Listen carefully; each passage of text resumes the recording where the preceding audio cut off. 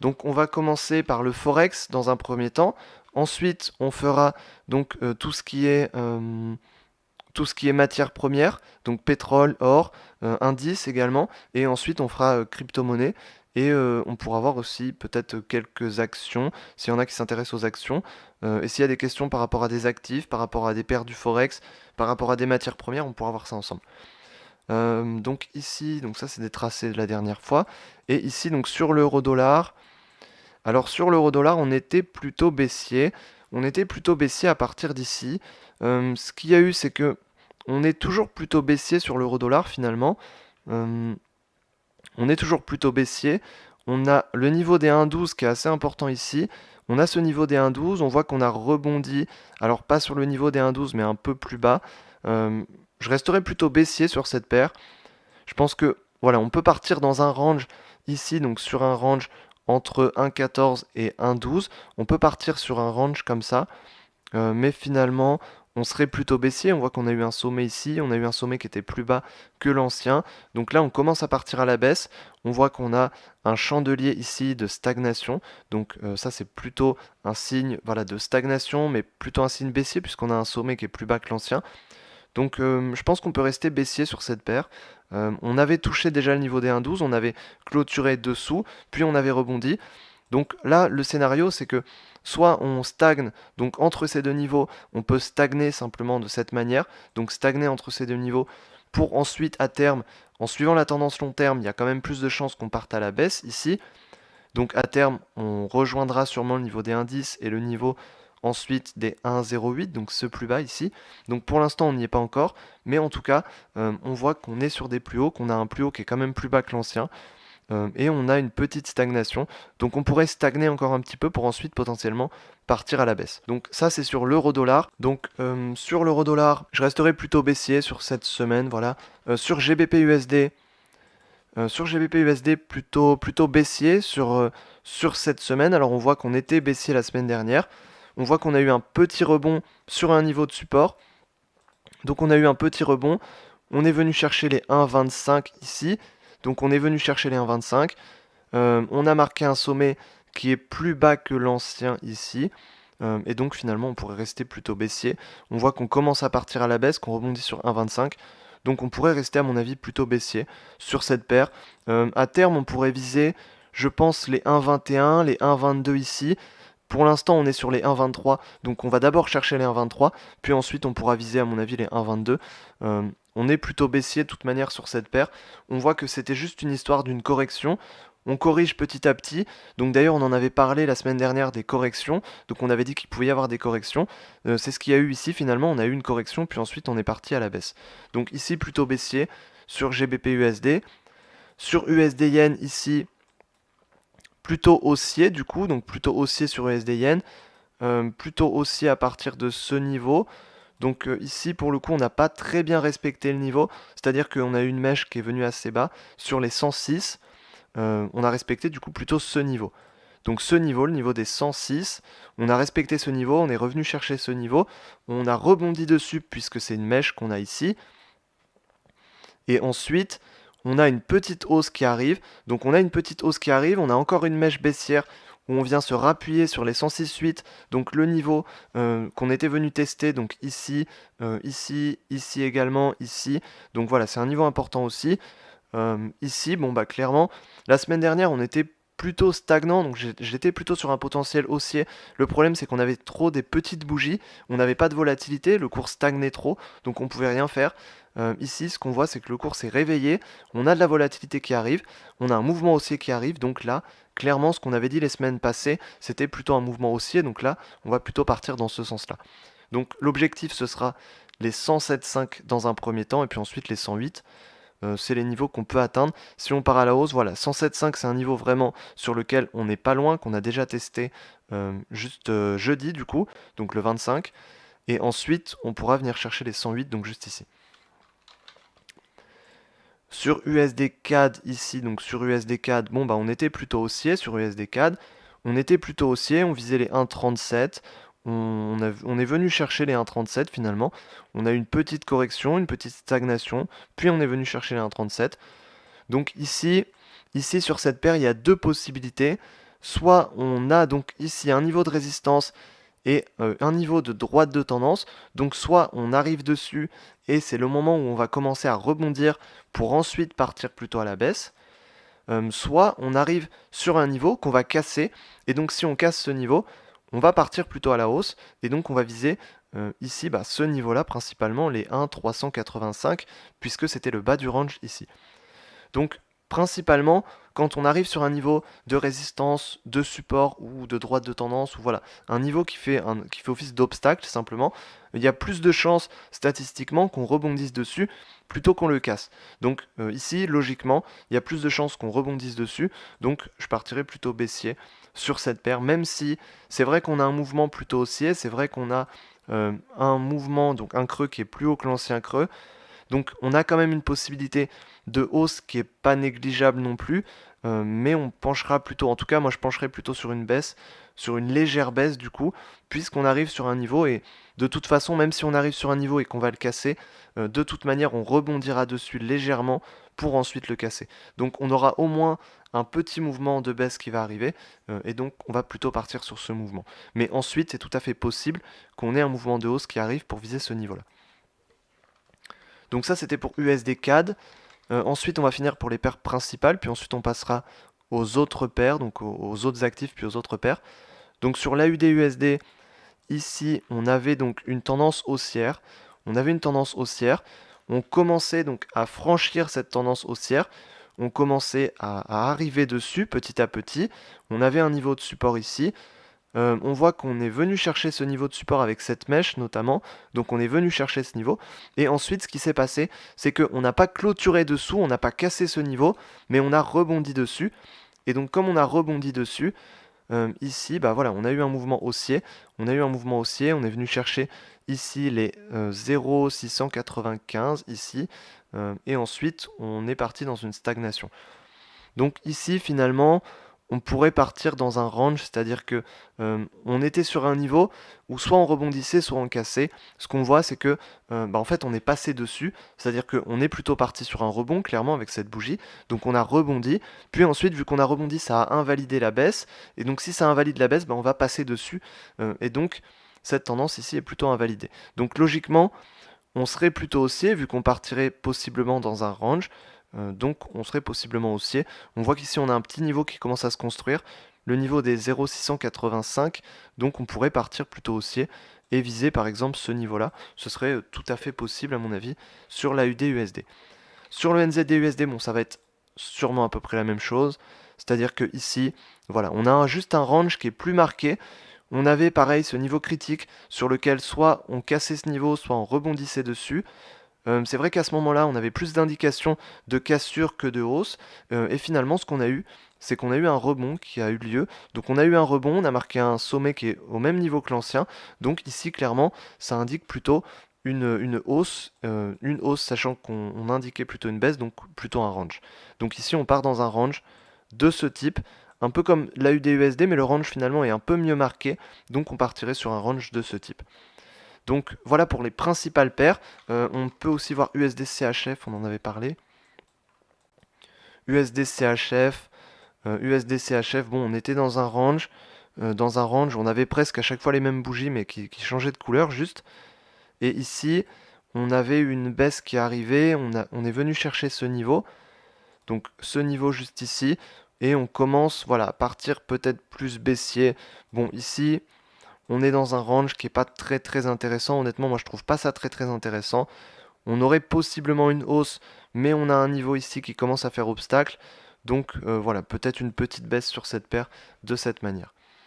Ensuite, on avait parlé, il me semble, on avait parlé de quelle paire? On avait parlé de Euro AUD, il me semble. Euro AUD, on en avait parlé. Donc Euro AUD, on en avait parlé à ce moment-là, c'est ça, il me semble qu'on en avait parlé plus récemment. En tout cas, on en avait parlé à ce moment-là, on visait ce niveau-là, donc 1,06, donc on a atteint ce niveau-là. Et ensuite, on voit qu'on commence à rebondir dessus, donc on a rebondi. Et puis là, clairement, clairement sur cette paire, il se passe rien du tout. C'est-à-dire que quand il se passe rien, voilà, on a ça. Typiquement, on a ça, c'est-à-dire que, bon, il se passe rien, mais il se passe rien, c'est-à-dire qu'on a que des petites bougies qui sont pas très très intéressantes. On n'a que des petites bougies. Donc on a un range qui est marqué ici. Voilà, un range qui est comme ça. On a un range qui est marqué. Et donc on reste dans ce range à chaque fois. Donc c'est pas super intéressant. Même si on fait du trading de range, c'est pas ultra intéressant puisqu'on a des mèches. On a beaucoup de mèches, puis on alterne beaucoup. Bon, dans le cas d'un trading de range, à la limite, ça peut être intéressant. Mais par contre, dans un trading de tendance, c'est pas le plus intéressant. Et c'est clairement pas là qu'on va chercher des grands mouvements. Donc le mieux en général, c'est quand même d'aller chercher des grands mouvements. En tout cas, moi je préfère. Et ici, clairement, on n'a pas de grands mouvements pour l'instant. On en a eu un ici qu'on avait anticipé, donc fin mai, qu'on avait anticipé, qu'on avait analysé. On a eu un grand mouvement suite à ça. Et ensuite, ici, on est dans une stagnation. Donc, on avait parlé de Eurocad aussi. Donc, Eurocad, on était sur un range. Eurocad, on était sur un range comme ça. On était sur un range. On visait le niveau des 1,515 ici à peu près. Donc on visait ce niveau-là. On a atteint ce niveau-là, d'ailleurs pile, on a atteint pile ce niveau-là, donc on avait dit. Et ensuite on commence à rebondir. Donc là, voilà, clairement sur cette paire, on est également dans un grand range, donc qui n'est pas super intéressant. En tout cas ici, on pourrait viser voilà, le niveau le plus haut par ici. Donc je pense qu'on a fait le tour au niveau des paires du Forex. On va pouvoir passer aux autres actifs, notamment aux indices, pourquoi pas, donc on peut passer aux indices. Et puis ensuite, je voulais vous montrer l'or, parce que l'or, il y a vraiment un truc intéressant aussi. Donc on va parler de l'or justement.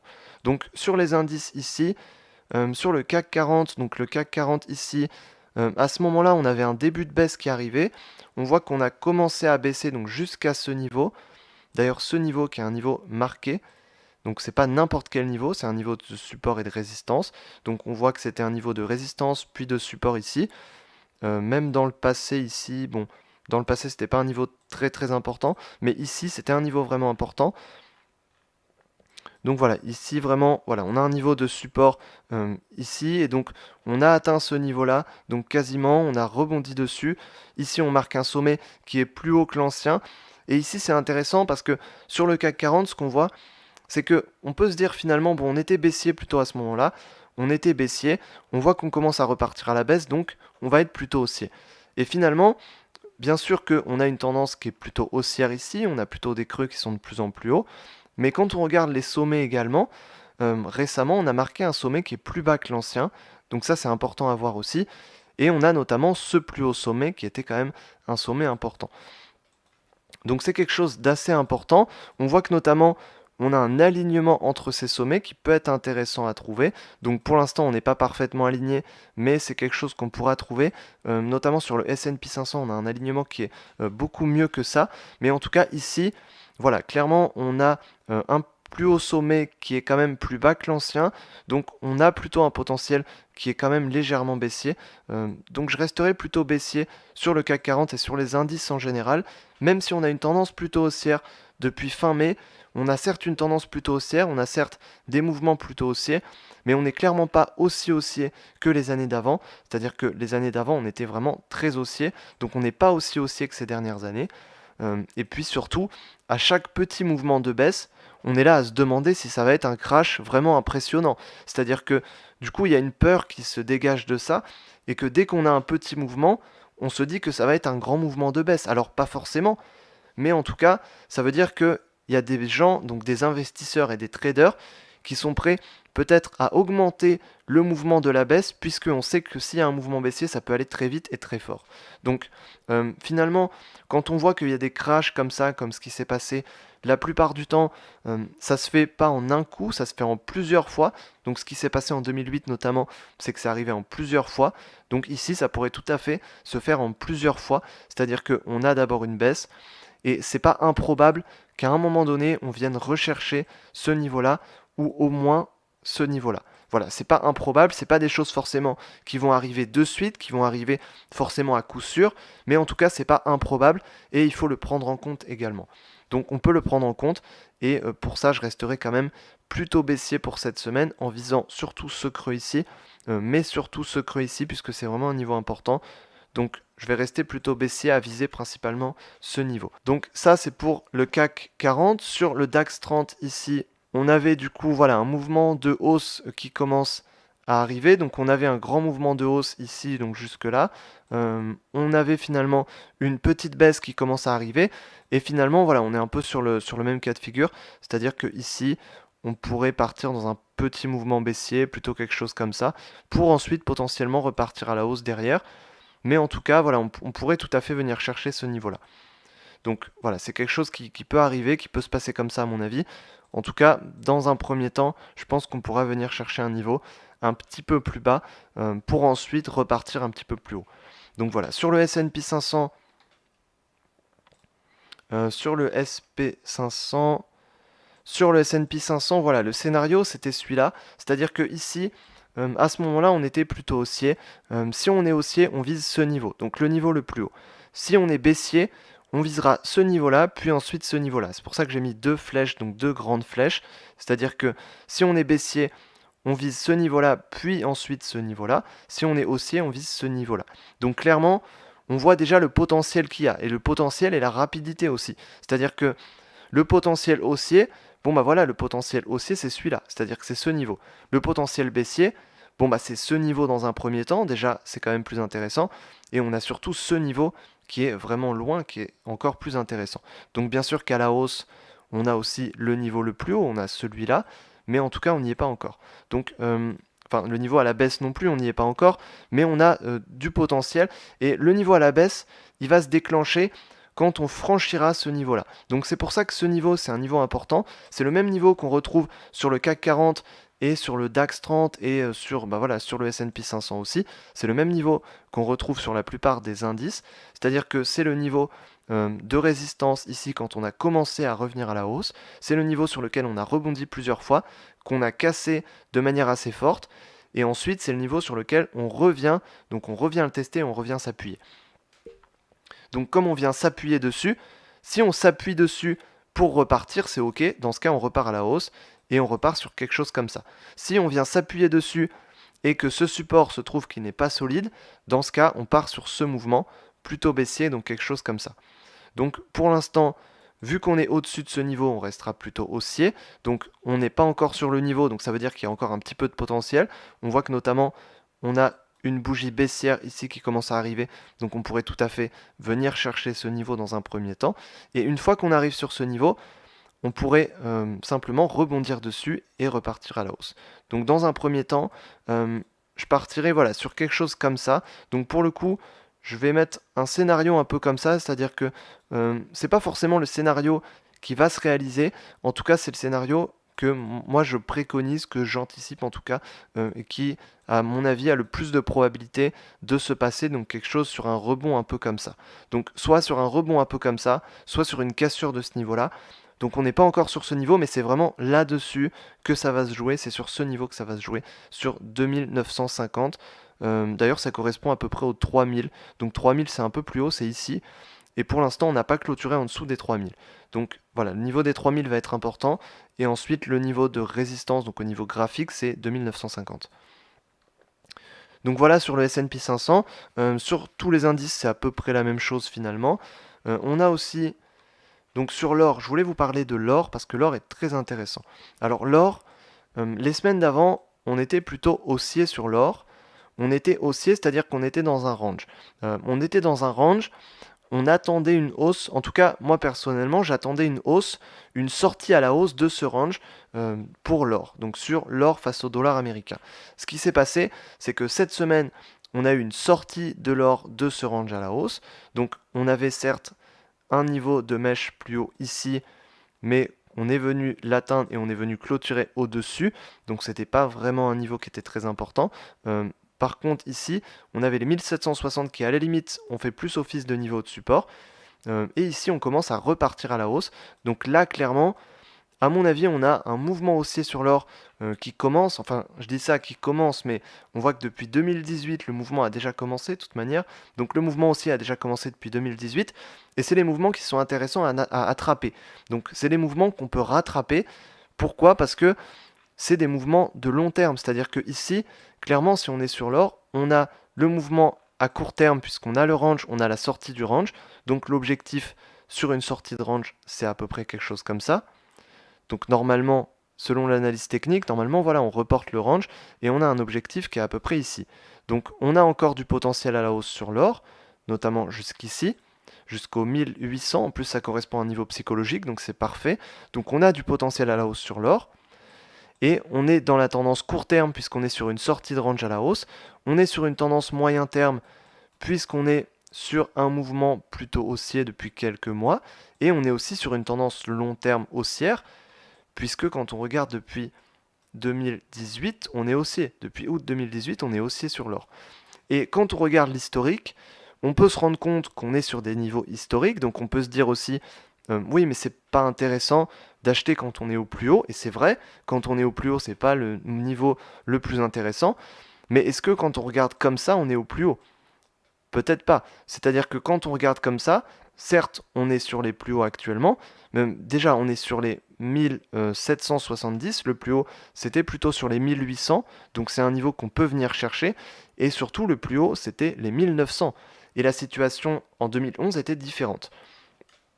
Et d'ailleurs, 2011, c'était aussi une sortie de crise, c'est-à-dire que voilà, 2009, 2010, 2011, c'était une crise et une sortie de crise ensuite, et donc on a eu des niveaux sur l'or qui étaient très hauts. Et ensuite, ils ont rebaissé pendant quelques années, et ensuite, on a une entrée de crise qui arrive, on a une crise, donc on peut arriver sûrement sur les niveaux un peu plus hauts, puis quand on aura une sortie de crise, crise économique, crise financière, ensuite, on pourra partir plus bas et revenir sur pourquoi pas ces niveaux-là, ou en tout cas des niveaux par ici. Donc à mon avis, il y a du potentiel haussier sur l'or, en tout cas, euh, peut-être pas pour cette semaine, même si pour cette semaine à mon avis, mais surtout pour les prochaines semaines, donc c'est-à-dire que ça va pas forcément se jouer uniquement sur la semaine prochaine, mais ça peut se jouer sur les différentes semaines suivantes, sur peut-être les prochains mois, donc sur les prochaines semaines et les prochains mois. Donc là c'est intéressant. Mais en tout cas, même à court terme, si on a la tendance court terme, moyen terme et long terme qui vont dans le même sens, avec un déclencheur à court terme, là c'est intéressant. Et donc, peu importe le style de trading que l'on fait, je pense que dans tous les cas, ça peut être intéressant. Donc après, ça dépend. Si on fait peut-être du très court terme, peut-être que c'est moins intéressant. Ça reste une matière première.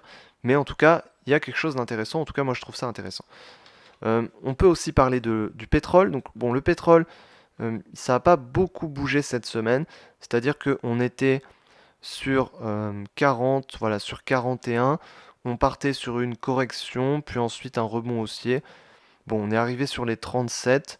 Ici, bon, on va partir sur un petit range et puis un niveau, donc le niveau des 40 comme objectif. Voilà, pour l'instant, on a une tendance haussière qui commence à se dégager sur le pétrole, qui est intéressante.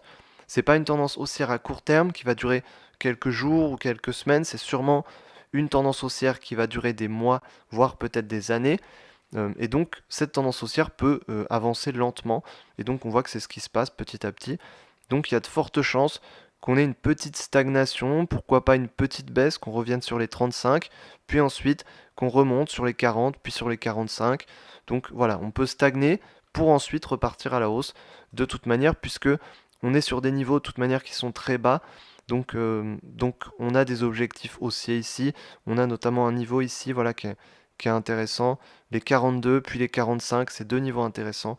Donc on pourrait viser par la suite. Mais d'abord, pourquoi pas une petite stagnation et ensuite un regain à la hausse. On voit qu'on a moins de volatilité ces derniers temps, donc c'est ce qui peut se passer à mon avis. Je pense qu'on a fait le tour. Voilà, BTC USD, on n'en a pas parlé aussi. BTC USD. Alors voilà, BTC USD, bon, on a un scénario haussier qui pourrait se déclencher à partir d'ici. Donc à partir d'une cassure sur 1000, voilà, 1000 dollars et 1050 dollars. On voit que c'est pas quelque chose qui est arrivé. Et ici, bon, on voyait qu'on avait une stagnation, donc c'était pas très intéressant. On a eu un peu de volatilité pour faire du surplace. Donc bon, c'est intéressant, mais c'est pas super intéressant non plus. Et ici, on a moins de volatilité. On rebondit un peu sur ce niveau, donc les 9000. Donc voilà, là, les 9000, c'est un niveau important, on voit bien, c'est un niveau important. Soit on rebondit sur les 9000, on repart ici sur 9750, peut-être sur 10 000. Soit on casse les 9000. Si on casse les 9000, on part sur quelque chose comme ça, puis ensuite comme ça à terme. Voilà. Donc pour l'instant, c'est pas encore le cas. Pour l'instant, c'est pas encore le cas. Donc pour l'instant, sur le BTC USD, on a un range qui est en train de se former. avec un potentiel de cassure à la baisse qui peut arriver. Si on a une cassure à la hausse, voilà, ça peut arriver aussi. Pour l'instant, vu qu'on est dans le range, on peut rester sur un trading de range à viser le haut ici, sur 9750 et puis 10 000. On a un range qui est globalement entre 9000 et 10 000. Voilà, donc c'est à peu près ce qui se passe. Je pense qu'on a fait le tour d'à peu près tout. Est-ce qu'il y a des questions par rapport à un actif en particulier? Là, on a vu donc tout ce qui est paire du Forex, tout ce qui est indice, tout ce qui est... on a vu l'or, on a vu le pétrole, on a vu le Bitcoin, on a vu des paires majeures donc sur le Forex, les paires mineures. Donc voilà, je pense qu'on a fait le tour vraiment de tous les actifs. On a établi les principaux scénarios pour cette semaine, pour les semaines à venir aussi également.